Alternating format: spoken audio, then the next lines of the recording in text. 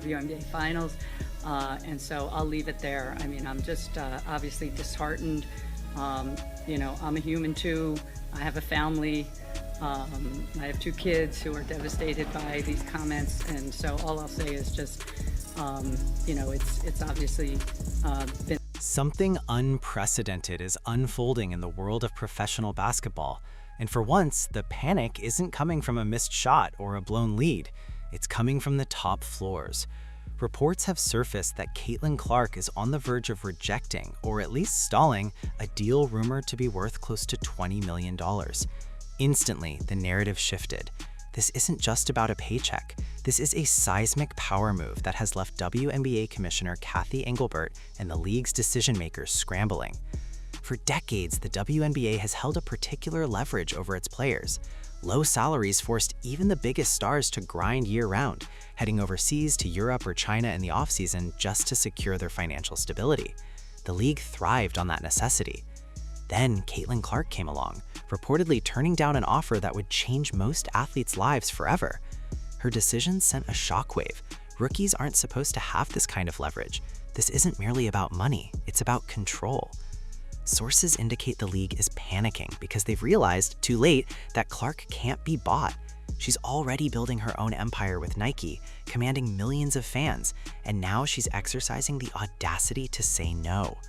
For a commissioner who just inked a $2.2 billion media rights deal almost entirely hinged on Clark's presence, hearing no is a nightmare.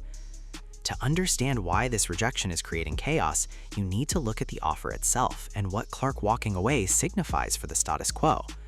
While the exact numbers remain unofficial, the package involved the new unrivaled league, founded by WNBA stars Breanna Stewart and Napisa Collier.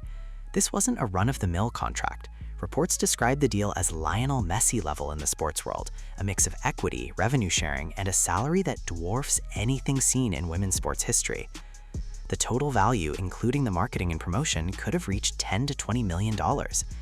The Unrivaled League was designed to keep WNBA stars stateside in the offseason, protecting them from overseas injuries while offering financial security. But there was one catch. They needed the golden goose, Caitlin Clark. Without her, the league is just a collection of stars. With her, it becomes a global phenomenon. The organizers reportedly laid out nearly everything imaginable to secure her signature. They expected a quick yes. Who in their right mind says no to that? Yet Clark's camp didn't immediately commit. The basketball world went silent, and that silence was deafening. By hesitating, Clark stripped the new league of its biggest marketing weapon. Her move made it clear she values her time and brand over anyone else's money. The Unrivaled League needs her to validate its existence, not the other way around. Her decision sends a bold message. Clark doesn't need a startup league to stay relevant. The league needs her to survive. And that's precisely why Engelbert and the WNBA office are reportedly sweating. Why is the commissioner so upset about a deal technically outside the WNBA? Because in modern sports, everything is interconnected. The league just signed a historic $2.2 billion 11-year media rights deal, a figure unimaginable without the Caitlin Clark effect. Networks paid that kind of money expecting to see her dominate the screen. If she rejects off-season play or signals she wants to manage her workload differently, the WNBA's growth strategy takes a hit. Clark's visibility fuels the league's momentum. If she takes months off to rest and recover, the hype machine slows down. The panic isn't about money, it's about control. The league is used to desperate players chasing exposure. Clark is the opposite. Oversaturated in coverage, she understands the value of scarcity, and she's the one holding the cards now. Engelbert is feeling the heat to deliver ratings, and for good reason. We already saw what happens when Caitlin Clark isn't on the court. During the Olympics break, conversations around the WNBA plummeted. If Clark decides her offseason is strictly for rest and training, the league loses its most powerful free marketing engine. Commissioner Engelbert knows it. Partners like ESPN, Amazon, and NBC are expecting a return on their multi-million-dollar investments. A reclusive off-season Clark might be perfect for Clark, but it's disastrous for a business built on constant exposure. This is where the financial reality hits, and it makes the league executives look even more powerless. To understand the confidence required to turn down an 8-figure opportunity, you have to look at the numbers. Clark reportedly signed an 8-year deal with Nike worth $28 million, including a signature shoe and incentives likely pushing the total even higher. That one deal alone earns her more in a single year than most WNBA players will make in an entire career. This is the kind of money that completely changes the rules. Most rookies enter the league living paycheck to paycheck, or at least contract to contract. They say yes to every media appearance, every offseason league, every endorsement deal, because their financial survival depends on it. Clark entered the league as a CEO of her own corporation. The $76,000 WNBA salary is essentially pocket change, a rounding error in the grand scheme. She doesn't need the league or its partners to dangle money to get her to comply. And that's exactly what frustrates the traditional system. Normally, money is the leash. Do this media tour, get a bonus. Play in this league, and you can afford a home. Clark, she could buy the whole neighborhood without anyone's help. This financial freedom allows her to make choices purely based on what she wants, not what she needs. And right now, it seems she wants to avoid being controlled by the system. But there's a deeper, more personal reason Clark may be declining these off-season offers. Her rookie season was brutal, not just adjusting to the pro game, but enduring constant physical targeting. From Kennedy Chandler's blindside hits to the relentless physicality of Angel Reese in the Chicago Sky, Clark took hits all season long. Fans and analysts called on the league to intervene and protect their biggest asset, but Commissioner Engelbert and the officials largely ignored it, chalking it up as welcome to the league moments. The lack of suspensions or meaningful fines for off-ball fouls sent a clear message: you're on your own.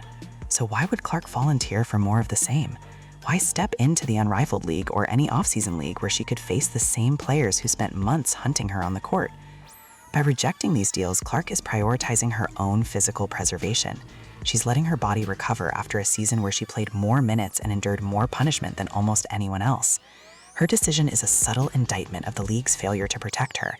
If the WNBA won't safeguard her, she will safeguard herself. The ripple effects of this rejection are being felt across locker rooms everywhere, stoking a fire that was already smoldering. Imagine being a veteran player, an MVP, a championship winner, a league-carrying star for over a decade, and never seeing a paycheck above $250,000. Clark's move highlights exactly how the landscape is changing, and who now holds the power. Then a rookie shows up and casually turns down millions. Suddenly, admiration and resentment collide. Rumors have circulated all season about a mean girl energy directed at Caitlin Clark, driven by veterans who feel she hasn't paid her dues. Now, seeing her reject unrivaled money pulled together by her own peers, Breanna Stewart and Apisa Collier, some might see it as a lack of loyalty. Other players want this league to succeed because it directly boosts their paychecks. If Clark opts out, the league earns less, and so do they. By saying no, Clark is inadvertently hitting her rivals where it hurts, their wallets, and not in turn stokes more attention on the court. It's a vicious loop. The veterans targeted her for attention, she withdraws from their ventures to protect herself, which costs them money, fueling even more resentment. The commissioner sees this brewing toxicity and recognizes it as a ticking time bomb for the league's image. This brings us to a frightening concept for the WNBA's future: quiet quitting. In the corporate world, quiet quitting means doing exactly what your job requires, nothing extra. No overtime, no side projects, no extra effort. That's exactly what Clark seems to be applying to the WNBA. She shows up, drops 20 points and 10 assists, fulfills her mandatory media obligations, and then she leaves. By rejecting extra deals, off-season hype, and expanded commitments, she is drawing a hard line. This terrifies the league because its business model relies on players acting as evangelists, constantly promoting the game due to historically limited marketing budgets. Clark doesn't need to sell the WNBA. She is the WNBA. Her quiet quitting isn't passive, it's a power move. She's forcing the league to come to her. If the WNBA wants her engagement beyond the basics, money alone won't suffice. Maybe it's better travel conditions, charter flights, enhanced security, or more consistent officiating. She's using absence and silence as negotiation tools, demanding the league upgrade its infrastructure to meet her standards. The Unrivaled League perfectly illustrates this tension. Founded by Stewart and Collier to address the overseas grind, it promised high salaries and investor support. But every investor likely assumed Clark would be the face of the league. Her refusal isn't just a no to basketball. It destabilizes the league's valuation and leaves Stewart and Collier in a precarious position. Launching a venture without the sport's biggest draw is a major blow to the establishment stars who expected Clark to simply show up on command. Clark's independence also highlights a generational and cultural divide. She isn't part of the UConn Gen legacy circle. She didn't attend UConn. She isn't family. Remaining outside that network makes her unpredictable, and the WNBA hates unpredictability. They want a controlled, scripted narrative. Clark refuses to play by their rules. Layer on top of that Kathy Engelbert's recent public missteps, her disastrous CNBC interview where she failed to condemn the racist attacks and vitriol directed at Clark, alienated fans, and likely Clark herself. Imagine your boss going on national television and refusing to defend you from hate speech just to protect a rivalry narrative for ratings.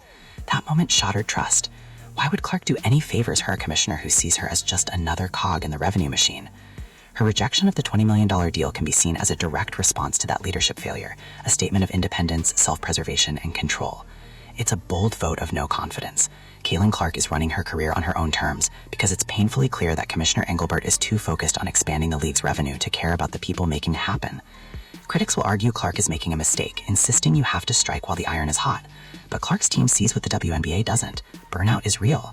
Young stars across sports have flamed out because they were pushed too hard too fast. By turning down millions to rest, Clark is investing in her longevity. She's aiming to play for 15 years, not just 5.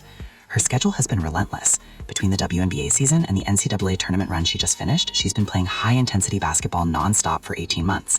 Her body is exhausted. Her mind is exhausted. The league's furious reaction is short-sighted. They want the quick cash grab now. Clark is playing the long game. She knows that if she risks an injury in a meaningless off-season league game, she jeopardizes more than just a season. She risks her entire career trajectory. She's protecting the asset. Even if the league is angry, they can't exploit it immediately. So where does that leave us? The commissioner is fuming, the veterans are side-eyeing, and the investors are sweating. But Caitlin